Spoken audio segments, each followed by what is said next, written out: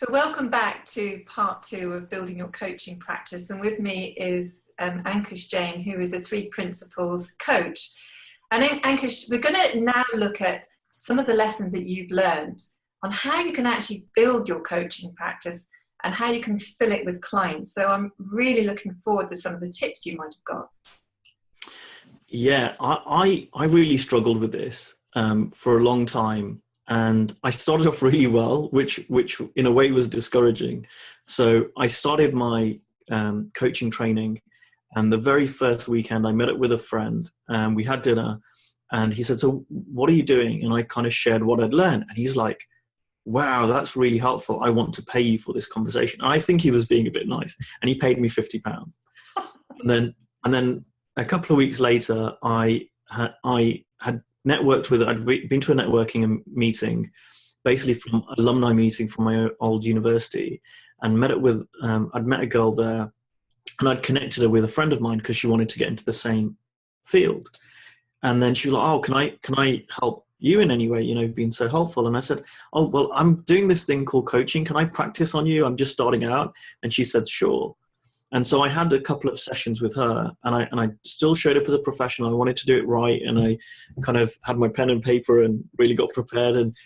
And after I did 2 sessions, said, "You know, you've helped me so much. I want to pay you for this." And she paid me £50 a session. So I kind of go, "Oh, this is really good. This is easy."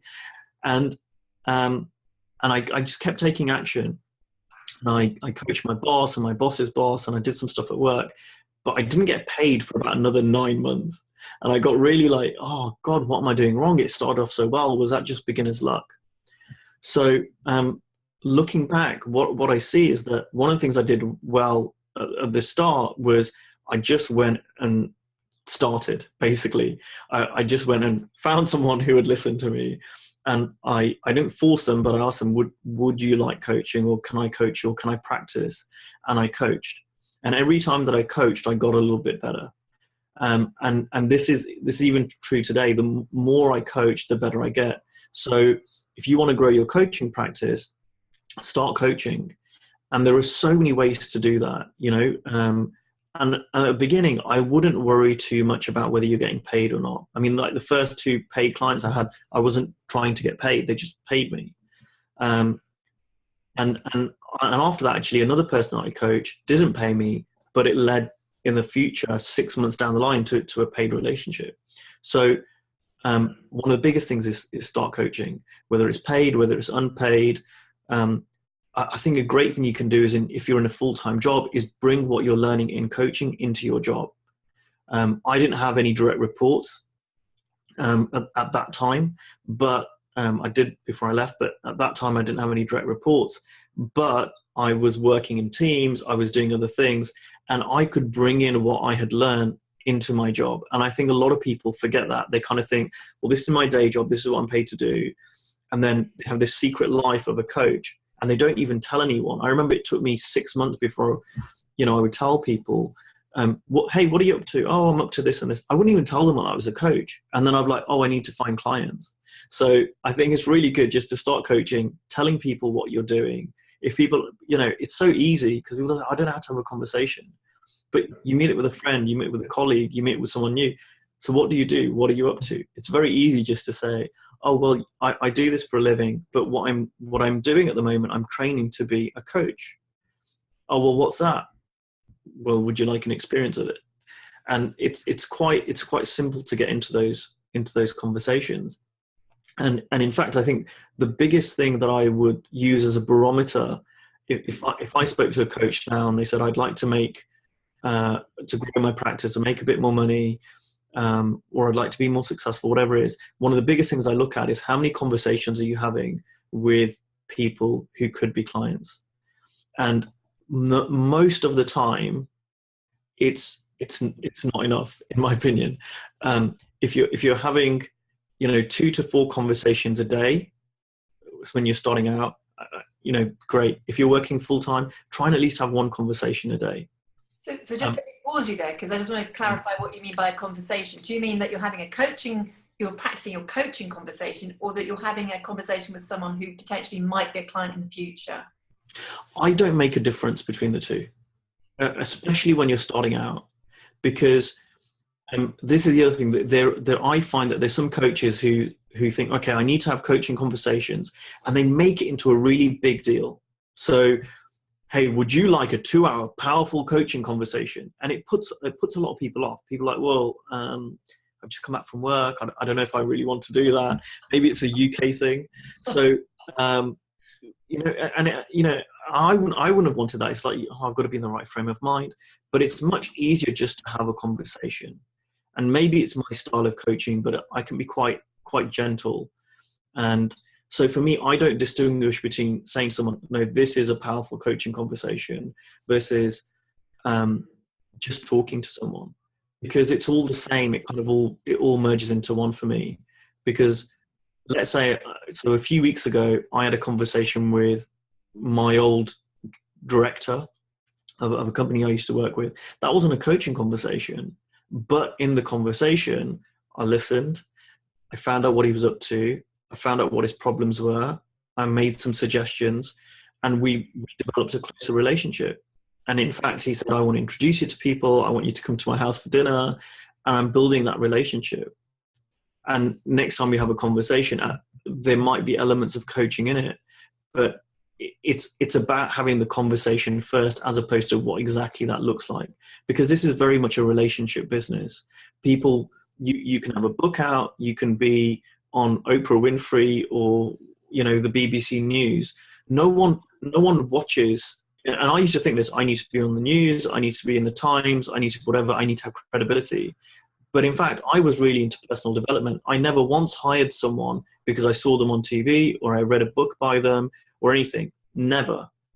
The only time I hired a coach, which I have done in the past, before I became a coach, and I do now as well, but before I became a coach, the only time I hired a coach is when I had a relationship with them first. And it's easy to forget that. So I think this is really important, is, we forget sometimes as coaches that one of the real qualities that we've got going for us is our ability to connect with people and to really be in relationship. And actually, if we're not, as we're building up our practice, and also when we're in our practice, if we're not building up those relationships and having those conversations, then people won't know about us, won't know the impact that we can have with them. And so I guess we're kind of invisible and off the radar. But actually, we, in a sense, are our best selling vehicle, in a way, our presence and who we are and how we interact with people. It sounds obvious, doesn't it, now you say it? It's the only selling vehicle really we've got. And that's a really great thing, because there's only one of you. And I've been relatively successful for a new coach. But I know there's some people who really don't like me. They don't like my approach. That's fine. And one of the things that I had to really get over was wanting to be liked by people. When I was in my corporate job, I didn't worry about being liked. I was there to do a job, and I forget that when I started being a coach. But it's the same thing. It's just showing up, letting people, connecting with people. Some people you will connect with just as friendships. Some people you won't, and the ones you do, and if you help them, then some of them will want more of that. Great. So that's a really great tip. So what else? What other lessons have you learned then about building your practice? Obviously, get out there, talk to people, let people know who you are, and they can experience you as a coach. That's a great starting point. What else? Just building on this point about being a professional, I want to kind of flesh that out a bit more. People forget that. I find a lot of coaches forget that, and they really go into, because, and it's understandable, because as a coach, there's nowhere to hide behind. So I used to work as a procurement professional. I was a professional buyer, if you like, for a couple of large companies. And it was really, really easy to hide behind my boss or the department or rules or policy when I was doing my job. When I'm a sole trader, if you like, when it's me, I'm the business. There's nowhere to hide. It's just me. And so it's very tempting to be social. It's very tempting to, hey, would you like to meet for a cup of coffee? And I hope you like me enough so that you'll hire me. And that didn't really work for me. And it shouldn't work for me, because no one wants to pay me to be their friend. they've already got friends and I've already got friends. And what I found is what people pay me for is to be a professional coach. And being a professional coach is telling them maybe some things that they don't want to hear, pointing some things out to them. It's having conversations which you wouldn't have with your friends.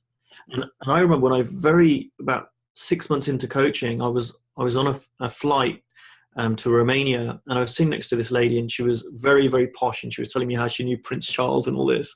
And she goes, "So what do you do?" And I explained to her, and she really didn't get it. And she's like, "Well, I don't know why I would need to hire a coach. I can just talk to my friends about my problems." And I didn't really have a good answer for her. But I realized afterwards that, oh, well, the conversations I have with my clients are very different to my friends. And in fact, I run events for men. And at my last event that I ran, my best friend came along as a client. And when I was talking to him about coming to it, he goes, "Well, you're my best mate. We talk all the time. Don't I know everything that you're going to say anyway?" And I said to him, and I'm in all sincerity, I said, "You have no idea what it's like to be a client of mine. You have no idea the interaction and what happens." And I remember he came and he had some of the biggest shift of anyone that came to that event, even though he's a person that I know the best and knows me the best before the event. And in fact, one of my other clients who was there said to him, "You need to stop thinking about Ankush as your friend. You need to see him as a world-class coach, and you should pay him, and it will help you." And that was a real learning lesson for me, and just kind of deepened it. Like, there is such a big difference between being a friend, being friendly, and being a professional coach. Totally different. I was going to say, I think that's a really good distinction to make as well, because it's so easy, particularly when you're starting out, and not just when you're starting out, even when you've been a coach for many years, I call it like putting my coaching hat on. It's almost like I'm in a different zone when I'm coaching someone than when I'm having a chat with, or a cup of coffee with a friend. That's a very different kind of conversation. So yes, this is a profession, and this is about being professional about your chosen vocation. Absolutely. And it really kind of goes hand in hand with the other thing that I wanted to mention, which was be really, really good at what you do. And this is not applicable just to coaching. It's applicable to every profession. If you want to do well in any profession, the biggest part of that is to be really, really good at what you do. If you want to be a top doctor, and my sister's a doctor, she goes to conferences, things that she doesn't need to do. She invests in herself, and she's a really, really, really good doctor, and she's been published and all sorts of things. But that's because she's good at what she does. That's the focus. If you want to be a great lawyer or a great accountant or anything else, you can do your training, doctor, lawyer, accountant, anything. That's not going to make you great. There's so many people who do their accountancy exams, but very few become chief financial officers. Now, not everyone wants to be a chief financial officer, but if you do want to get up the field, it helps to be good. And so within coaching, it's, again, because you're not behind a corporate wall, because you're not part of a larger business most of the time. Some people do. Some people work for other coaches. But if you're working by yourself and you're building a practice, it's just you. And so because the biggest thing you've got going for your biggest sales vehicle is you, the biggest part of that is to be a really great coach. Now, you might ask, how do I become a really great coach? Well, there are lots of things that go into that. One is, and the biggest thing actually isn't what you might think I'm going to say. It's not about investing in yourself and training and all that, whilst they're important. The biggest thing to be a really great coach is to do a lot of coaching, is to go out, show up, trial, make errors. There's so many things you can do. And by the way, you don't need me to tell you what they are. You've probably got, if you're listening to this, 5 ideas of what things you could do that you haven't done yet to grow your coaching practice. So the more you go and do that, the better you'll get. That's the biggest thing. That is the fundamental biggest thing. The second thing, which is smaller, but it's very important, is to have a coach. Now, I once knew a girl who was a counselor, And if you're a counselor, which is a different profession, it's about treating people with mental illnesses, and it's quite often, looking at things that have happened in the past, but they are professionals. And to be a counselor, you have to have what's called supervision. You have to have someone who you talk to as a counselor. That profession recognizes that. In coaching, because we're not regulated, there is no need for that, kind of from a regulatory point of view. But I found the one thing that changed my coaching practice was when I hired coaches. And I've hired different coaches. I've hired coaches in terms of, I'm a 3 principles coach. It's a particular modality of coaching. And when I've hired the best people in that field, that's helped me be a better coach and do that kind of coaching. When I've hired coaches to grow my practice, that's been really helpful in me growing my practice and making me a better coach at the same time. So hiring a coach is really, really important. And again, a lot of coaches don't do that. And they say, well, I've done my training, I've done this, therefore I don't need to have a coach. It's too much money. That, in my opinion, is short-sighted. And I will say this, which I don't hear a lot of people say, is that doesn't mean you should just go and hire anyone, because there are some coaches, because this is not regulated, who are fantastic, and there are some that are not so good. There are some that you could not pay me to have as my coach. So connect with people, have a conversation with them, do your homework. I did lots of homework before I hired my coach that I work with at the moment. So that's the kind of second thing. And then the third thing is your formal training courses.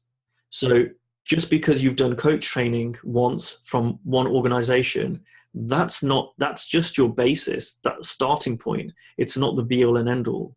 So for me, I invest constantly in my development, in my training. This is separate to having a coach. This is on top of that, attending events, reading books. I mean, my room, you can't see around, is covered with books.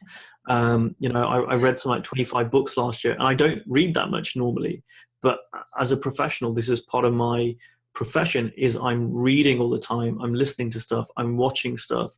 I'm attending events. In balance, you don't want to become a seminar junkie where that's all you do. Like I said, the biggest part is actually going and doing stuff and delivering coaching or training or speaking. That's the biggest part. But this is the smallest part, but it's also important.